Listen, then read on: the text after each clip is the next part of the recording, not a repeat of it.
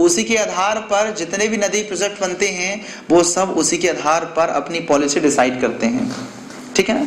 लेकिन भारत ने इसमें बहुत उदारता दिखाई, इतना नहीं दिखाना चाहिए था, ठीक है। वो हुआ क्या, देखो 1951 में क्या हुआ, 1951 में, ठीक है ना, हमारे यहां पर ऐसे शख्स आए दौरा करने, ठीक है ना, जो पहले टेनेसी नदी घाटी के चेयरमैन थे। आपको जानते होंगे दुनिया की पहली नदी घाटी परियोजना, बहुउद्देशीय नदी घाटी परियोजना कौन सी थी, टेनेसी नदी घाटी परियोजना। कहां पर है, यूएसए में। तो उसके जो चेयरमैन थे, ठीक है ना, तो आपको पता होना चाहिए वो हमारे यहाँ पर भारत में भ्रमण करने आए थे। होता ना, कई लोगों को रहता है कि नदी में विवाद होगा, तो उन्होंने क्या किया था, भ्रमण किया, और उन्होंने सिंधु नदी के क्षेत्रों को भ्रमण करने के पश्चात, उसका नाम था डेविड ई लिहांते, ठीक है ना। आप डेविड याद कर लेना ध्यान, शॉर्ट फॉर्म में, वैसे कोई पूछेगा नहीं आपसे, लेकिन नाम आपको थोड़ा बताने को रहेगा, डेविड, ठीक है। तुम्हारा नाम भी पूरा कौन बोलता है, ठीक है, इतनी जानो डेविड, ठीक है। तो आपको पता होना चाहिए ये जो डेविड साहब थे वो यहां पर घूमने आए 1951 में। तो घूमने के पश्चात उन्होंने एक लेख लिखा, किस पर, सिंधु नदी पर।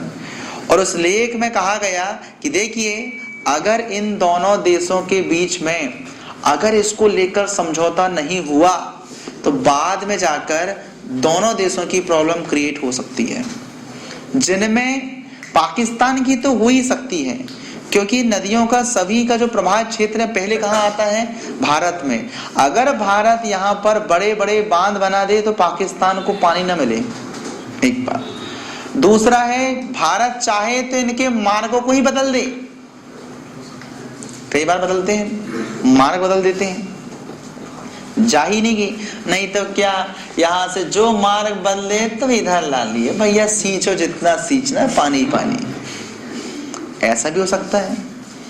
तो अब चिंता जाहिर हुई, लेकिन मालूम है इस बात को पाकिस्तान मानता था कि ये नहीं करेगा, वो पता था हिंदुस्तान की उदारता, हिंदुस्तान ऐसा नहीं करेगा, तो उसने इस बात को लेना देना छोड़ दिया।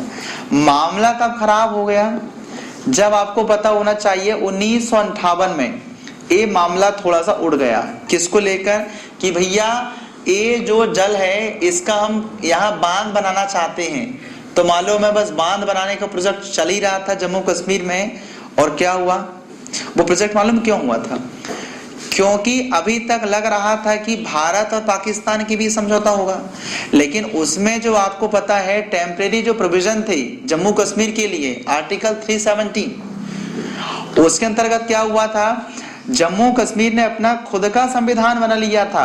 26 जनवरी 1957 को जम्मू कश्मीर ने अपना स्वयं का संविधान बना लिया था।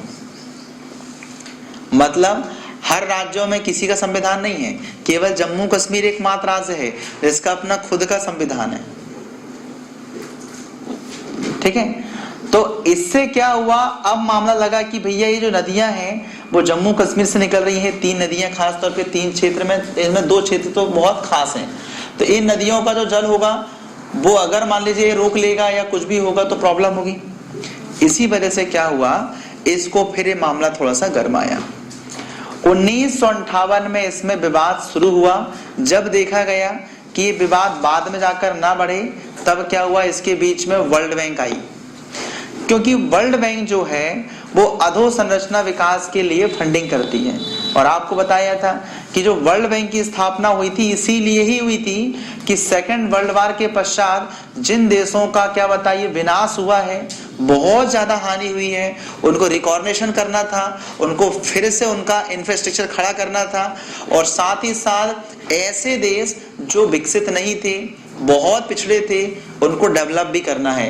इस हेतु रिकंस्ट्रक्शन एंड डेवलप के लिए ये बैंक की स्थापना की गई थी। सो नाम पड़ा था इसका नाम IRDB, ठीक है ना। तो रिकंस्ट्रक्शन एंड डेवलपमेंट के लिए बैंक बनाई गई थी सेकेंड वर्ल्ड वॉर के पश्चात 1945 में।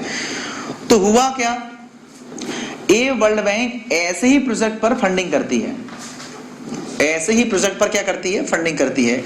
तो सिंधु नदी के लिए भी फंडिंग इसी ने किया था और वहां पर भी इन्होंने उसी ने किया था। तो आप जानते हो जब मैं आपको पैसे दूंगा और आपको पैसे दूंगा तो तुम्हारी दोनों की दोस्ती भली ना हो, लेकिन तुम दोनों की दोस्ती मेरे साथ रहेगी, नहीं तो मैं वापस ले लूंगा, है ना, ऐसा। तो हुआ क्या, इसमें दोनों के बीच में क्या हुआ, दोनों के बीच में प्रॉब्लम क्या हुई कि तुम मेरी बात मानोगे, आप भी मेरी बात मानेंगे।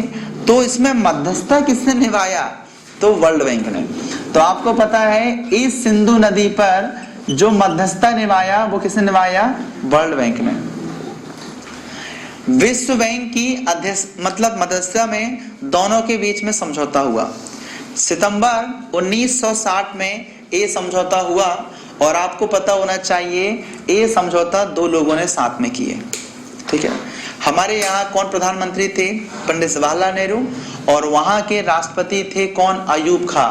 इस प्रकार सितंबर 1960 में, 19 सितंबर है, 19 सितंबर 1960 में आपको पता होना चाहिए सिंधु जल विवाद में एक समझौता हुआ और उस समझौते में साइन हुए किसके, तो हम देखेंगे हमारे यहाँ पर पंडित जवाहरलाल नेहरू और वहां के राष्ट्रपति कौन बताइए, अयूब खां। इन दोनों ने इस ट्रीटी पर सिग्नेचर किया। लेकिन इस सिग्नेचर जो करने के पश्चात कमिटमेंट हो चुका दोनों का, लेकिन इस दौरान क्या हुआ, पाकिस्तान ने थोड़ी रियायत मांगी। वो क्या मामला रियायत मांगी, अब हम उसको पढ़ते हैं, ठीक है। देखो हुआ क्या, इस सिंधु जल विवाद समझौते में, जिसमें खास तौर पे देखेंगे समझौते में ये जो 7 नदियां हैं, 7 नदियों में देखेंगे तो सिंधु नदी अकेली और इसकी वो 7 सहायक नदियां, जिनमें आप जानते हैं काबुल, श्योक और झेलम, चिनाब, रावी, ब्यास, सतलज। तो श्योक का कोई मैटर ही नहीं है क्योंकि छोटी नदी है, और फिर आप देखेंगे तो काबुल का कोई मैटर ही नहीं है क्योंकि हमारे यहाँ गुजरती नहीं है वो। तो ये 5 नदियों को लेकर और सिंधु नदी को लेकर, मतलब टोटल 6 नदियों को लेकर इनमें विवाद क्रिएट हुआ। वो विवाद क्या हुआ, अपन अब इसको समझते हैं। देखो इसमें माना जाता है कि ये जो सिंधु है, ठीक है ना, और इसके बाद क्या बताइए, ये झेलम है, और इसके बाद बताइए ये क्या, चिनाब है, ठीक है ना। इन 3 नदियों का जो जल यूज करेगा वो करेगा टोटल पूरा की पूरा पाकिस्तान। मतलब इन 3 नदियों के जल में भारत का 1 भी % हिस्सा नहीं होगा। इतना कठोर निर्णय था कि इसमें भारत अपनी सिंचाई के लिए पंप भी नहीं रख सकता है। तो बांध की तो तुम छोड़ो, कई बार होता है ना बैनगंगा पंप रख लेते हैं, ऐसा मैटर था। अब तो बांध की तो बात ही ना करूं, मैं समझ रहे, इतना कठोर, पानी रोक ही नहीं पाओगे आप। अच्छी बात है बोले भैया। अब देखना इसमें भारत की हाथ बांधी है और इसमें पिस कौन आ बताइए, जम्मू कश्मीर। देखो पिसा कौन, ओनली जम्मू कश्मीर, भारत में कुछ नहीं हुआ इधर साइड। फिर कहा गया भैया कि जो ब्यास है, रावी है, ठीक है ना, ब्यास है और ये सतलज है, ठीक है।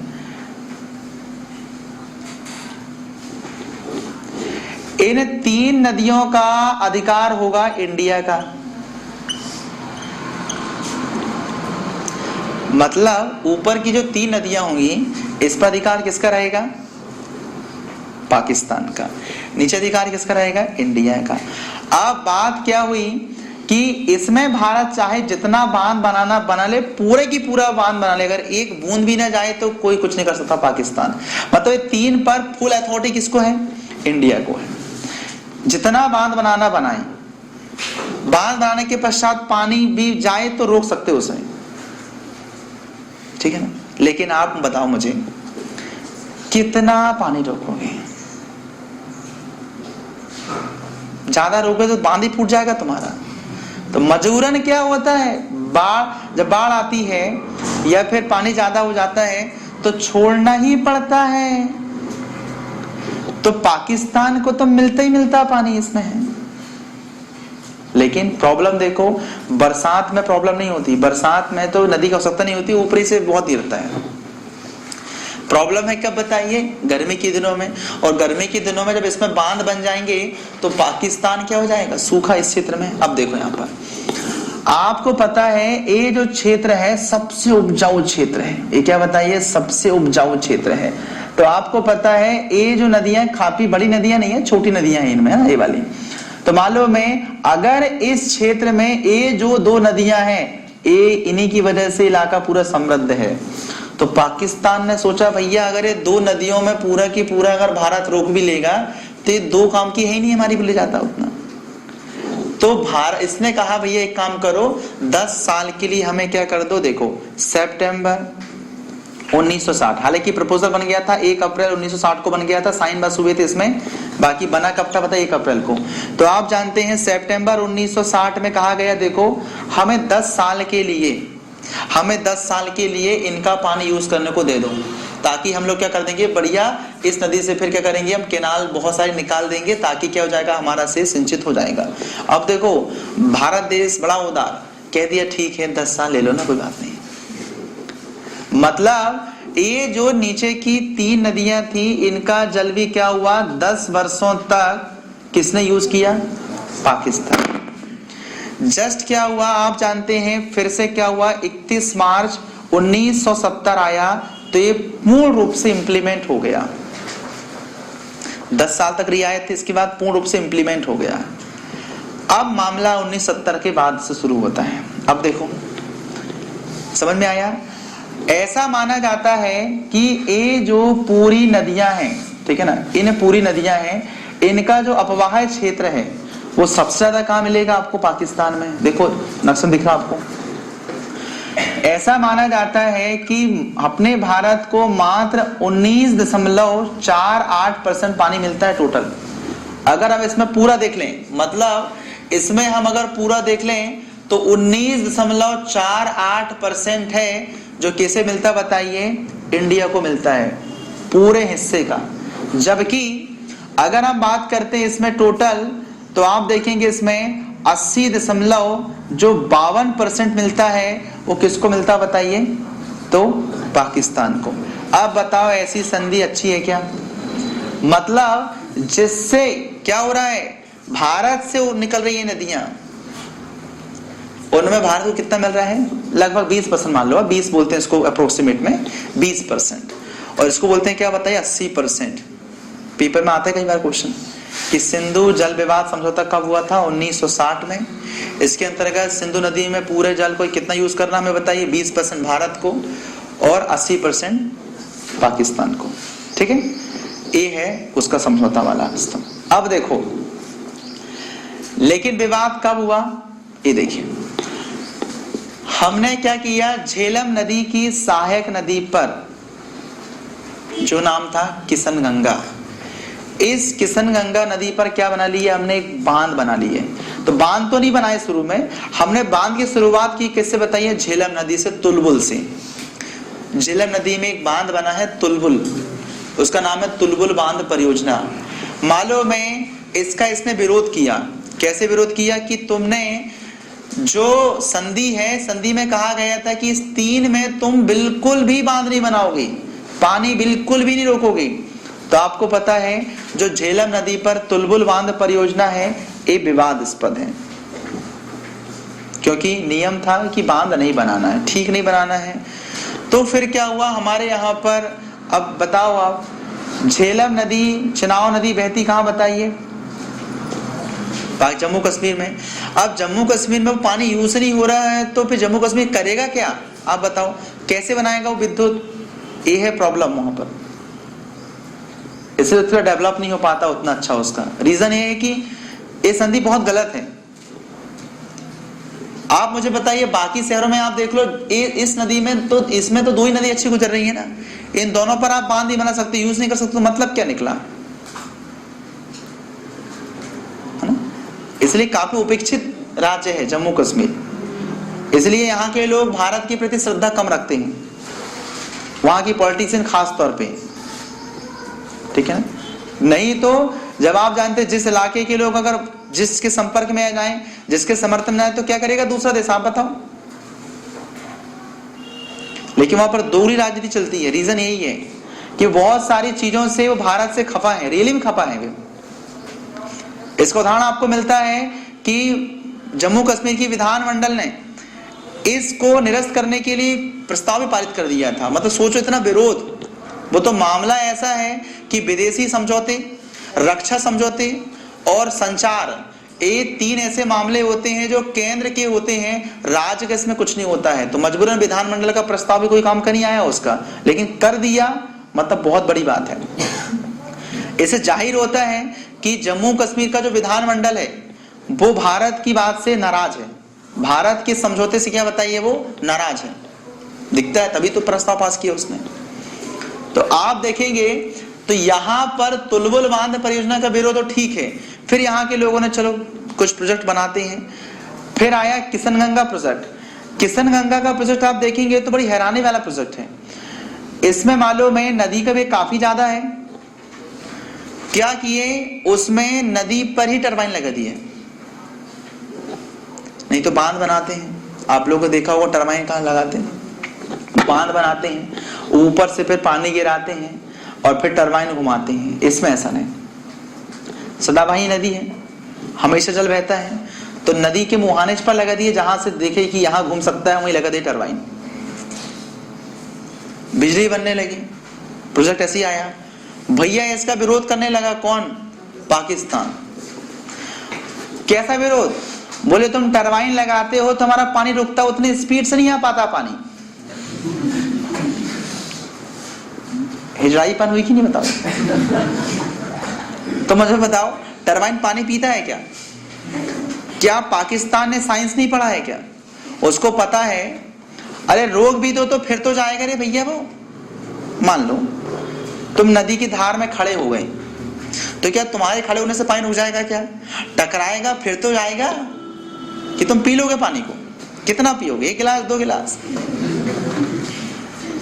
क्या पाकिस्तान ने साइंस नहीं पढ़ा है क्या? लेकिन हिजड़ाई पर नहीं होता है। नहीं तुमने रोके क्यों? उसका कहना है देखो हमारे यहाँ पर जो इतना स्पीड से पानी आता है वो उसका स्पीड कम हो जाती है। हमारे नीलम नदी, उसका नाम नीलम है वहां पर, हमारे नीलम नदी का पानी का क्या होता है, प्रवाह भी कम हो रहा है। फालतू का विवाद, नॉनसेंस वाली बात है। कोई बांध नहीं बना है, बस केवल उसने टरबाइन लगाया उनमें। बताइए यार, कोई देश ऐसा करे तो बताओ, फिर मेरे हिसाब से तो मतलब ही नहीं है इतना सब कुछ। अटकी अपनी नहीं है, अटकी उनकी है। लेकिन भारत की उदारता को देख के तरस आती है। उदारता नहीं है, बेवकूफी है। इतनी उदारता अच्छी नहीं होती कि बोले लाओ गर्दन काट दो। कैसी उदारता? ठीक है, ऐसा मामला है वो किशनगंगा प्रोजेक्ट का। विवादास्पद है, पेपर में आ सकता है क्वेश्चन, आते कई बार। किशनगंगा प्रोजेक्ट किस नदी पर है? तो झेलम नदी की सहायक नदी किशनगंगा पर है। उसी प्रकार चिनाव का प्रोजेक्ट, बगलीहार प्रोजेक्ट पेंडिंग पड़ा हुआ है। अब उससे मालूम है क्या हो रहा है? पैसे की बर्बादी, समय की भी बर्बादी, और विवाद और गर्माता है। सीधी सी बात, जब तुमने ट्रीटी कर बैठे हो तो बांध नहीं बनाना चाहिए, सही बात। नहीं तो ट्रीटी फेल कर लो, अपनी नदी है वो तो बनाओ ना। भारत देश स्वयं गलत करता है देखा जाए तो। जब तुमने ट्रीटी करके बैठ गए हो एक साइड कि बांध बिल्कुल नहीं बनेगा, पानी बिल्कुल नहीं रोक पाएंगे, तो बांध बनाना क्या औचित्य आप बताइए? गलत ना फिर तो। नहीं तो तोड़ दो आप और बनाओ बांध। बांध बनाओ, चाहे बड़ा सा बांधा बना लो, क्या करना है? ट्रीटी एक्चुअल में समझौता यही तो होता बेटा, एग्रीमेंट। एग्रीमेंट ही तोड़ दो आप, ठीक है। तो ये है मामला उसका। फिर आपने देखा यहाँ पर वैसी नदी परियोजना हमारे यहाँ काफी अच्छी चल रही है, जिनमें आप देखेंगे थीन बांध परियोजना रावी नदी पर, चमेरा बांध परियोजना, ये अपने लिए अच्छी है, जो हमारे खासतौर पे हिमाचल प्रदेश में और पंजाब के क्षेत्रों को काफी सिंचित करती है। और सबसे इम्पोर्टेंट यहाँ पर क्या मिलेगा आपको? सतलुज नदी में भाखड़ा नांगल बांध, ये फिर आएगा पंजाब में हरिके बैराज बांध। ये हमारे लिए बहुत इंपॉर्टेंट है। आप अगर बता दो मैं, ये भाखड़ा नांगल बांध और हरिके बैराज बांध, ये दोनों ही बांध इन क्षेत्रों को बड़े अच्छे से रखते बेचारे। उनकी तो छोड़ो आप, इसको तक अच्छे से रखते हैं। पूरे दिल्ली में पानी, पेयजल की व्यवस्था यहीं से तो होती है। लेकिन हाल ही में आपने देखा हरियाणा और पंजाब में क्या हुआ, जल को लेकर विवाद हो गया। आपको पता है ऐसे विवाद हमारे यहाँ गर्मा रहे हैं, बहुत गर्मा रहे हैं। अगर हाल ही में इस पर डिस्कस करें तो आप जान पाएंगे कि होता क्या है। आप लोगों ने देखा समय समय पर कभी हरियाणा पंजाब में पानी को लेकर विवाद, कई बार कर्नाटक और तमिलनाडु में कावेरी को लेकर विवाद, ठीक है ना। और फिर ध्यान रखना मध्य प्रदेश का विवाद तो बहुत सारे से होना चाहिए, लेकिन मध्य प्रदेश बड़ा शांत है, मामा जी शांत है, कोई दिक्कत नहीं, ठीक है ना। तो ऐसे विवाद होने की वजह क्या है?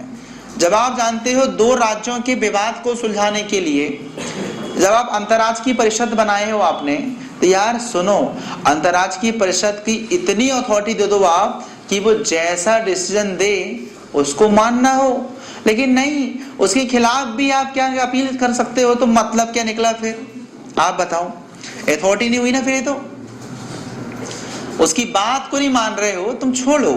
अरे सुप्रीम कोर्ट के डिसीजन तक को मानने के इनका मतलब तैयार नहीं। कर्नाटक में देखा कितने सारे दंगे हुए, बताओ। मतलब लोग सुप्रीम कोर्ट को बेवकूफ बनाने लगे आजकल। देखो अनुराग ठाकुर ने बना दिया बेवकूफ बीसीसीआई, मामला पता है ना आपको? हाँ, पता कर लेना, मामला बड़ा जबरदस्त मामला, पेपर में सकता है। मिली भगत का मामला है, मेरे हिसाब से केस तो बड़ा शर्मनाक केस है। मतलब सुप्रीम कोर्ट को बेवकूफ बना रहे हैं, कम बड़ी बात, आदमी को बनाए तो बात, पूरा भारत की सबसे बड़ी अथॉरिटी न्याय की, तुम उसको बेवकूफ बना रहे हो, छोटा मोटा भी नहीं, खुलेआम झूठ। और वो झूठ भी ऐसा पकड़ा गया। अनुराग ठाकुर ने, जो बीसीसीआई का चेयरमैन था, उसने क्या किया, आईसीसीआई के चेयरमैन शशांक मनोहर, ठीक है ना, आईसीसी के, उन्होंने क्या किया, उनसे कहलवा दिया, लिखवा दिया कि देखो आप ऐसा बोल दो भारत सरकार सुप्रीम कोर्ट को कि अगर तुमने बीसीसीआई में अगर कैग के व्यक्ति को रखे, ऑडिट करवाए तुमने, तो सरकार ने अगर इंटरफियर की तो हम क्या करेंगे मालूम है, बीसीसीआई की मान्यता रद्द कर देंगे। इतना बड़ा मामला।